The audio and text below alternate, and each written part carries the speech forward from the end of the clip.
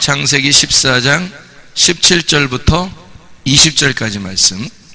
아브라함이 그돌라오멜과 그와 함께한 왕들을 쳐부수고 돌아올 때에 소돔 왕이 사회 골짜기 곧 왕의 골짜기로 나와 그를 영접하였고, 살렘 왕 멜기세덱이 떡과 포도주를 가지고 나왔으니 그는 지극히 높으신 하나님의 제사장이었더라.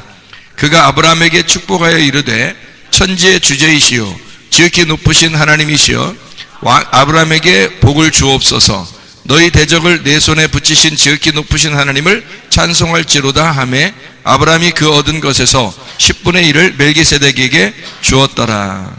이게 다 이제 무슨 사인인지 여러분 아시죠?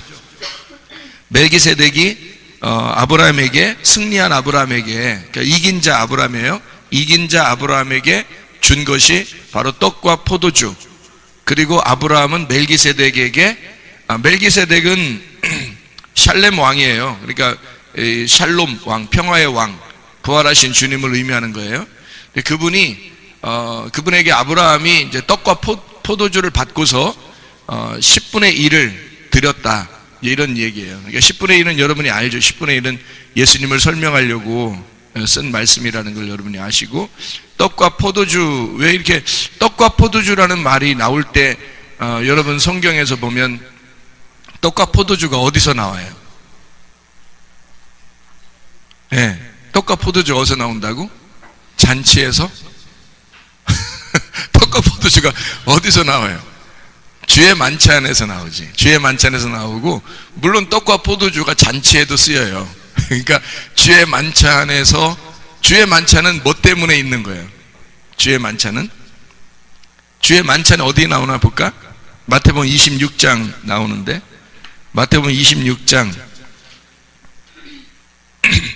26절부터 29절까지 말씀. 마태복음 26장 26절부터 29절까지 말씀. 그들이 먹을 때에 예수께서 떡을 가지사 축복하시고 떼어 제자들에게 주시며 이르시되, 받아서 먹으라, 이것은 내 몸이니라 하시고, 또 잔을 가지사 감사 기도하시고 그들에게 주시며 이르시되, 너희가 다 이것을 마시라, 이것은 죄 사함을 얻게 하려고 많은 사람을 위하여 흘리는 바 나의 피 곧 언약의 피니라. 그러나 너희에게 이르노니 내가 포도나무에서 난 것을 이제부터 내 아버지의 나라에서 새 것으로 너희와 함께 마시는 날까지 마시지 아니하리라 하시니라. 이랬습니다. 새 포도주를 마신다는 얘기는 하늘나라 음식을 얘기하는 거예요. 그러니까 혼인잔치를 얘기하는 거지. 그렇죠? 그러면은 예수님이 포도주가 되시고 그리고 떡이 되셔서 죽으신다. 그걸 이제 죄 사함을 얻게 하려고 우리에게 주시는 언약의 피다, 이렇게 얘기할 때는 뭐를? 죽음을 얘기하는 거예요? 부활을 말하는 거예요? 죽음을 말하는 거지, 그죠?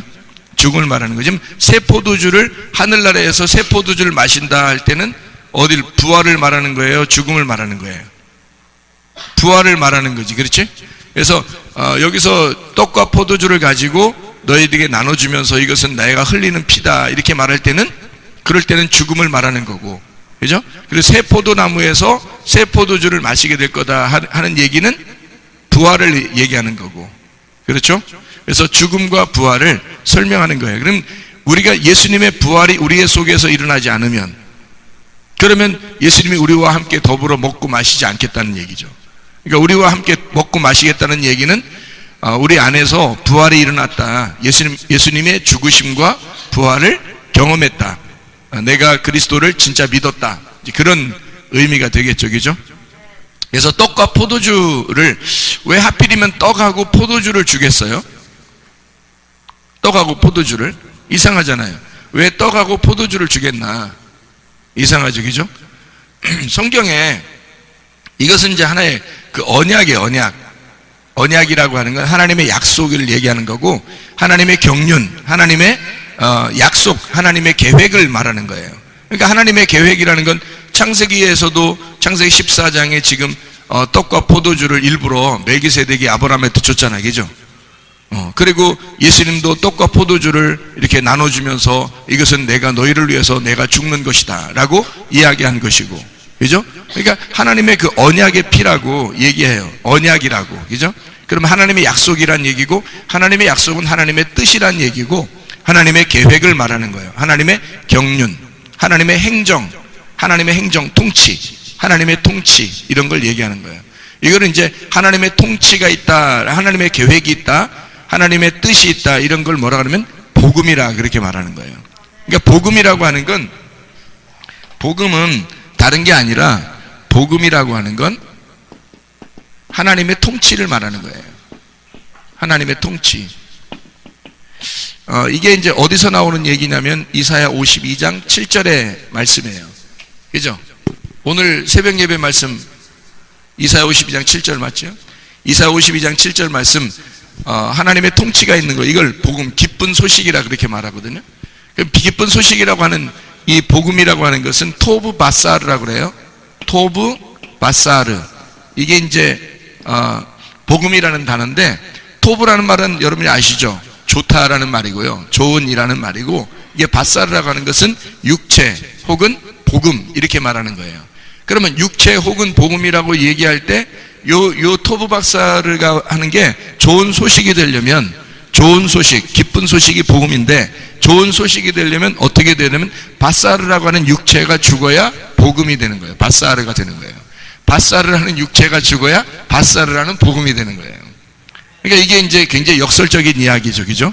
그러니까 나를 통치하시는 하나님, 예수님이 나를 통치하시기 위해서는 나를 위해서 죽으시고, 그리고 나라는 육체를 죽여야 복음이 된다는 얘기예요. 그걸 바사르라고 그래요. 바사르가 원래 이제 육체라는 단어거든요. 육체라는 단어인데, 이걸 이제 토브가 좋은이라는 단어고, 바사르가 육체라는 단어인데, 육체가 죽으면 복음이 되는 거예요. 그래서 기쁜 소식, 좋은 소식, 이럴 때 토브 바사르, 이렇게 얘기하는 거거든요. 그러니까 토브 바사르가 하나님의 통치를 말하는 거예요. 하나님이 우리를 다스리신다. 그러니까 하나님이 다스리신다는 얘기는 뭐가 됐다는 얘기예요? 하나님이 왕이 됐다는 얘기예요. 그죠? 하나님이 왕이 됐다는 말이고, 우리가 그러면 어떻게 해요? 그분의 종이 됐다는 얘기예요. 그래서 그분이 나의 주인이 되고 그분이 나의 왕이 됐다는 것을 복음이라 그러는 거예요. 그러니까 한마디로 말하면 주인이 바뀐 거예요. 내가 주인이었었는데 주인의 자리를 예수님이 차지하고 나는 그분의 종이 된 거죠. 예를 들어서 우리가 고양이를 키운다든지 강아지를 키운다든지 할 때 주인이 있으면 어떻게 해요? 고양이 강아지가 편해요, 안 편해요? 편하죠. 다 치워주고 다 먹여주고 다 하잖아요. 근데 들고양이나 들강아지는 어떻게 해요? 막 불편하죠. 자기들이 먹을 것 구해야 되고 자기들이 이렇게 막 살려면 막 애써야 되고 그러잖아요. 어디 위험이 어디 있을지도 모르고. 근데 주인을 잘 만나면은 주인이 잘 키워주거든요. 먹을 것도 채워주고, 그리고 뭐 이렇게 똥도 치워주고 다 하거든요. 그게 이제 주인을 잘 만나서 그런 거예요. 그죠? 물론 나쁜 주인도 있지만 나쁜 주인 만나면 이제 큰일 나는 거지. 학대하죠, 학대, 동물 학대. 근데 좋은 주인 만나면 잘해주잖아요. 근데 우리보다 더 좋은 주인이 누구겠어요? 하나님이지. 하나님이 우리의 더 좋은 주인이기 때문에 이 주인을 제대로 만났다는 걸 복음이라 그러는 거예요. 그러니까 주인을 제대로 만나서 이 하나님이 우리의 왕이 되셨다 하는 것을 토브 바사르, 복음입니다 라고 얘기하는 거예요. 그러니까 하나님이 우리를 다스리신다, 이거를 복음이다 라고 얘기하는 거예요. 네, 그래서 이사야 52장 7절부터 10절까지의 말씀은 복음에 대한 이야기인데, 거기서 하나님이 우리를 통치하신다, 하나님이 우리의 왕이시다, 하나님이 우리의 왕, 말라크, 왕이 되신다 라고 하는 그 하나님이 우리의 왕이 되신다 하는 것이 얼마나 좋은 소식인가 라고 그 얘기를 주러 다니는 사람들의 발이 아름답다라고 되어 있는 거예요. 네, 그러니까 그 복음이라고 하는 게 하나님의 통치, 하나님의 다스리심, 이거예요. 그건 주인 만나게 해주는 거예요. 한마디로 말하면 주인 제대로 만나게 해주는 거, 그게 복음인 거예요. 그러니까 주인을 제대로 만나면 복음이에요. 여러분이 주인 제대로 만났으면 복음을 받은 거예요. 복음을 받았느냐, 복음을 아느냐 라고 하는 건 주인을 제대로 만났냐 그 말이에요. 주인 제대로 만나면 복음을 받은 거야. 그걸 또 설명해 줘야지. 주인을 제대로 만나게, 우리 주인은 예수님입니다, 우리 주인은 진짜 하나님입니다 라고 하는 그 주인에 대한 이야기, 그 주인을 갖다 잘 소개하는 걸 복음을 전한다, 복음을 전하는 자의 발이다, 이렇게 얘기하는 거예요. 그것이 얼마나 아름다운가 하는 얘기예요. 자, 우리 그래서 이 복음이라고 하는 건 하나님의 통치를 말한다. 이 하나님의 통치가 있는 곳. 그러니까 하나님은 뭘로 통치하시려고 하냐면 이런 거예요. 하나님 통치가 좀 달라요. 사람들의 통치하고 좀 다른데 하나님의 통치는 이런 거예요. 어떻게 통치하냐면 이렇게 통치합니다. 마가복음 10장을 한번 봐봐요. 마가복음 10장 43절부터 45절까지 말씀. 너희 중에 그렇지 않을지니 너희 중에 누구든지 크고자 하는 자는 너희를 섬기는 자가 되고 너희 중에 누구든지 으뜸이 되고자 하는 자는 모든 사람의 종이 되어야 하리라. 인자가 온 것은 섬김을 받으려 함이 아니라 도리어 섬기려 하고 자기 목숨을 많은 사람의 대속물로 주려 함이니라. 이렇게 되어 있거든요. 그럼 우리가 주님 따라가려면 어떻게 따라가냐면 마가복음 8장에 나와 있죠. 마가복음 8장 34절부터 37절까지의 말씀을 보면 이렇게 되어 있어요. 무리와 제자들을 불러 이르시되 누구든지 나를 따라오려거든 자기를 부인하고 자기 십자가를 지고 나를 따를 것이니라. 누구든지 자기 목숨을 구원하고자 하면 잃을 것이요 누구든지 나와 복음을 위하여 자기 목숨을 잃으면 구원하리라. 사람이 만일 온 천하를 얻고도 자기 목숨을 잃으면 무엇이 유익하리요? 사람이 무엇을 주고 자기 목숨과 바꾸겠느냐? 자, 이거예요. 이제 복음은 뭐라고요? 하나님의 통치라 그랬어. 이게 분명히 그러니까 복음 받아야 되는 거야. 복음을 모르면은 구원이 없잖아.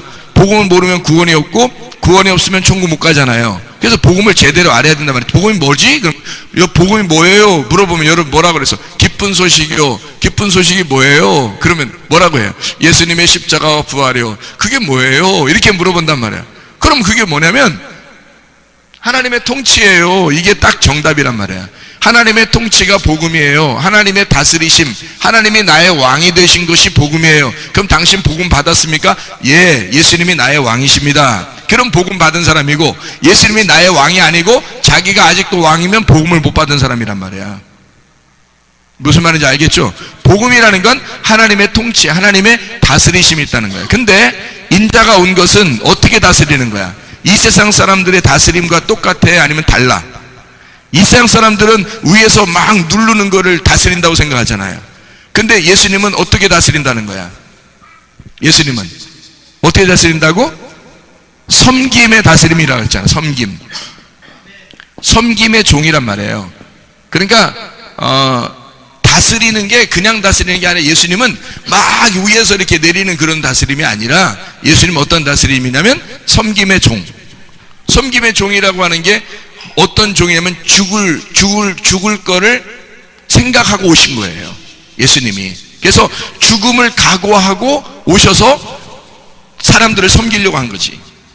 그러니까 자기의 죽음으로써 사람들을 섬기려고 하는 거. 그게 이제 예수님이란 말이에요. 그럼 예수님이 이러니까 우리는 어떻게 섬겨야 돼? 섬김으로써 섬겨야 되겠죠?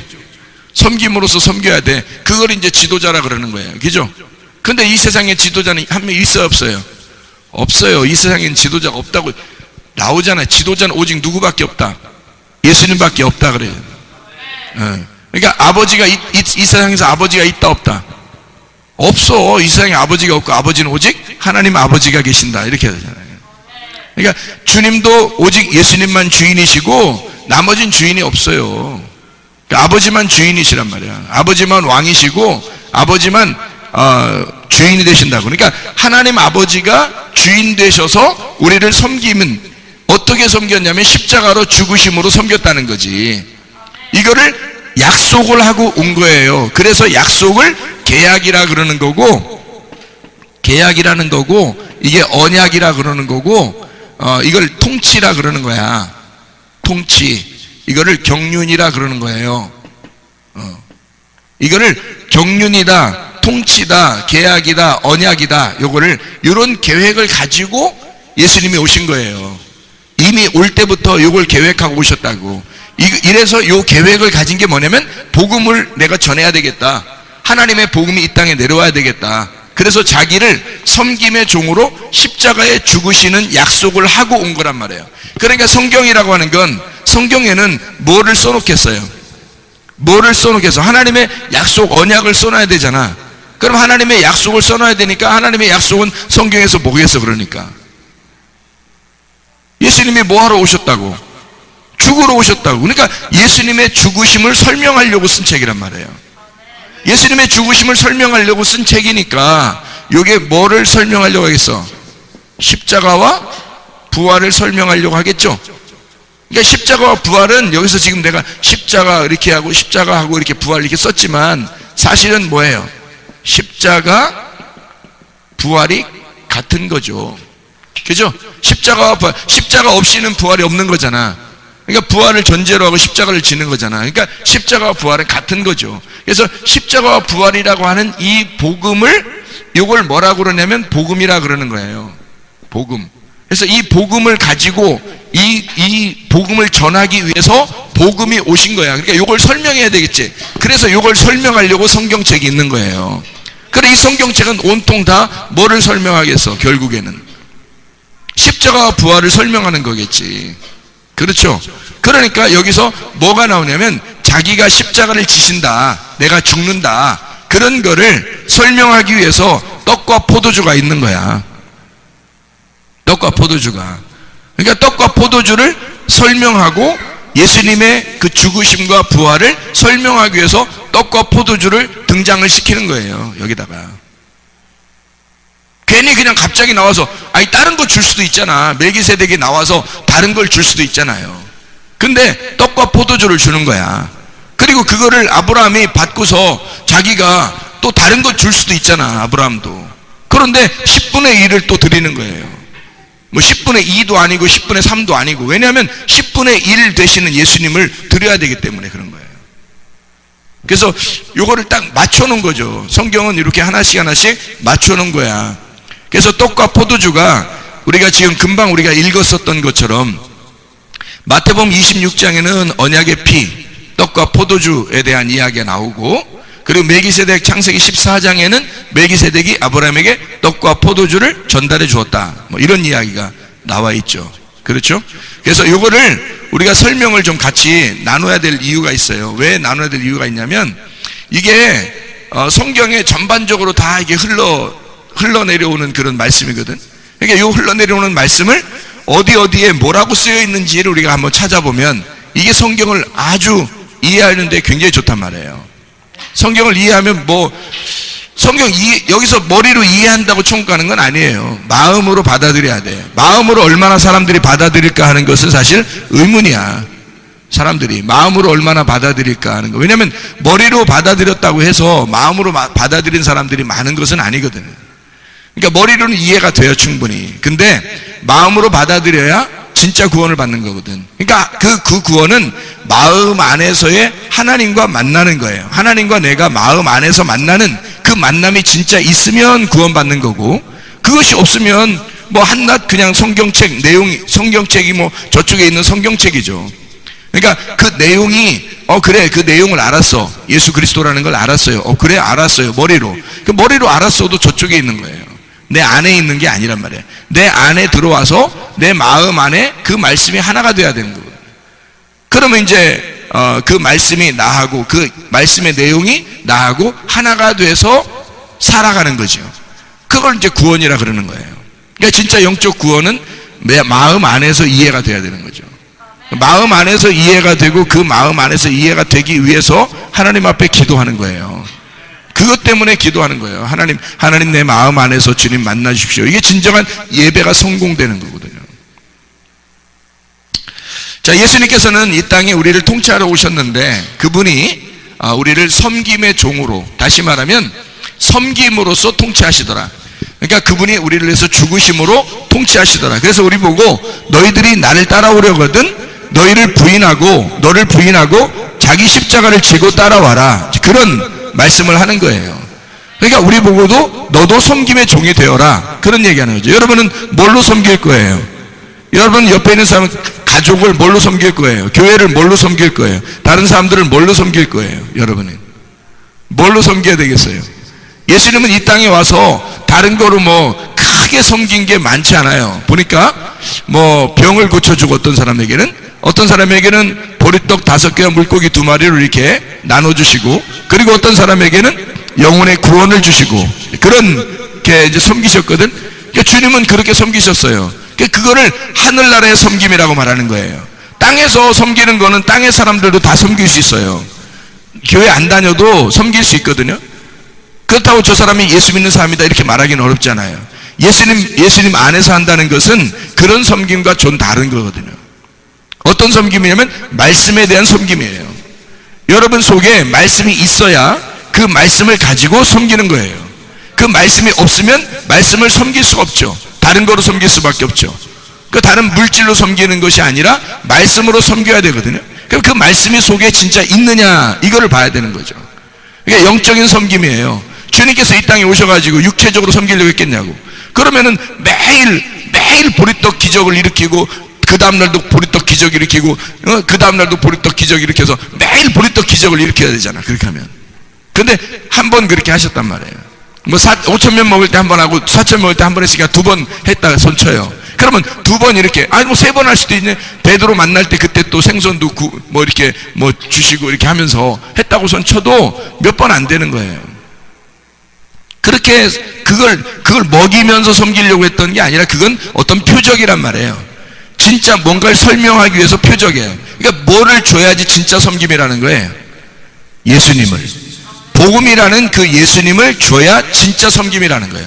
주인을 바꿔줘야 되는 거예요. 주인을 바꿔주면 진짜 섬김이라는 거예요. 여러분을 만나는 사람들에게 여러분이 그 사람의 주인을 바꿔주면 되는 거예요. 그러면 진짜 섬기는 거지.